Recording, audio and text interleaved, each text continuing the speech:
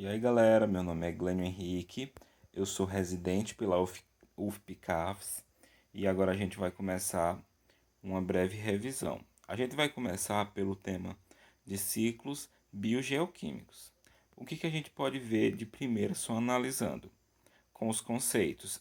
A gente tem que são ciclos nos quais uma determinada substância N, seja lá qual for ela, passa de um meio abiótico para seres vivos. E vice-versa. A gente tem aqui esse sinalzinho dessa seta indo e vindo. Como caracterizar elas em um exemplo prático, né? Esses ciclos biogeoquímicos. Como caracterizar eles? A gente tem aí um dos ciclos bem claros e mais explanados, mais utilizados e mais vividos, o ciclo da água. Onde a gente tem, por exemplo, a maioria dos organismos necessita de água para executar o seu metabolismo. E como a gente tem a máxima de onde na natureza nada se cria e tudo se transforma, a gente consegue observar claramente aqui o ciclo da água, aonde temos como ignição a luz do sol, que fornece energia para que haja a evaporação da luz dos rios. Quando essa da água dos rios, perdão, quando essa água evapora, o que acontece? Lá em cima, após uma determinada altura, ela vai perder temperatura e vai começar a condensar, vai começar a passar do estado gasoso para o estado líquido e vai haver a precipitação, que é o que? A queda, a nossa chuva. A partir do momento em que há precipitação, quem vai se beneficiar? Os seres. As árvores, por exemplo, vão ser molhadas, regadas, e aí a gente já tem o princípio do ciclo biogeoquímico, que é a partir do momento em que uma árvore recebe água proveniente da precipitação, ela já começa esse processo aqui de transpiração, absorver e jogar para o meio ambiente normal, para o meio ambiente novamente. E aí, para completar esse ciclo da água, a gente tem a infiltração, que é de onde a água da precipitação começa a se infiltrar novamente nos rios. Agora a gente vai falar um pouco sobre os ciclos da água. A gente vai usar o mesmo exemplo dos ciclos biogeoquímicos, porque, como vocês perceberam, foi utilizado o ciclo biogeoquímico da água, então o exemplo é válido sim. A gente viu que a característica do ciclo biogeoquímico é essa rotação dos acontecimentos, onde tudo em cadeia leva à execução do mesmo movimento. Evaporação, condensação, precipitação, transpiração e infiltração. Evapora de novo, condensa de novo, precipita, infiltra, transpira, evapora.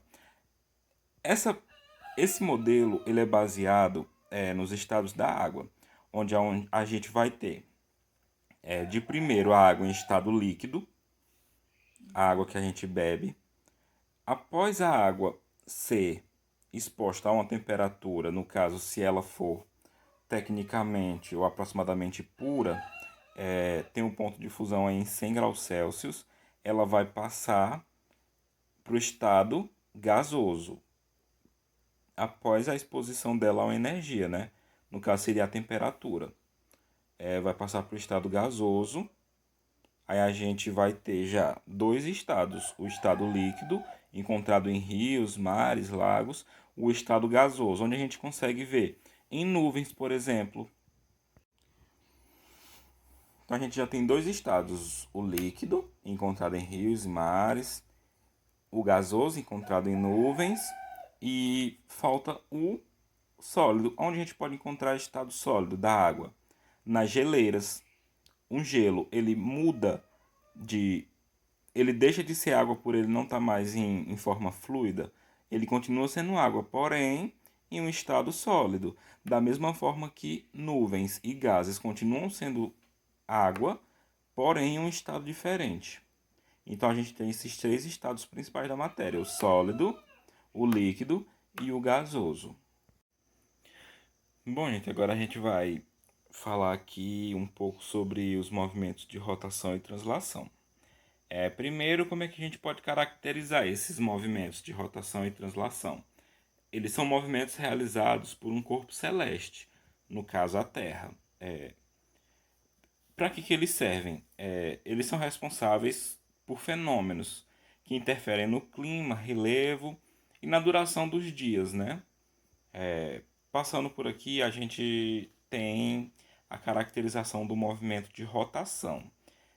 Ele ocorre a partir do momento em que a Terra gira em torno do seu próprio eixo. Quanto tempo esse movimento dura? 24 horas. É o mesmo tempo de duração de um dia, porque o tempo em que a Terra demora para dar um giro completo em torno de si mesma, a gente chama de dia. São 24 horas.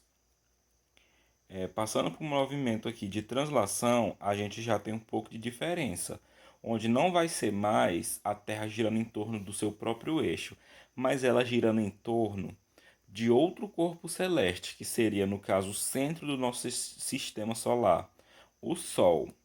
Quanto tempo esse movimento dura? 24 horas?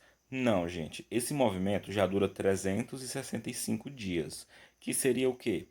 Exatamente um ano, aproximadamente, na verdade.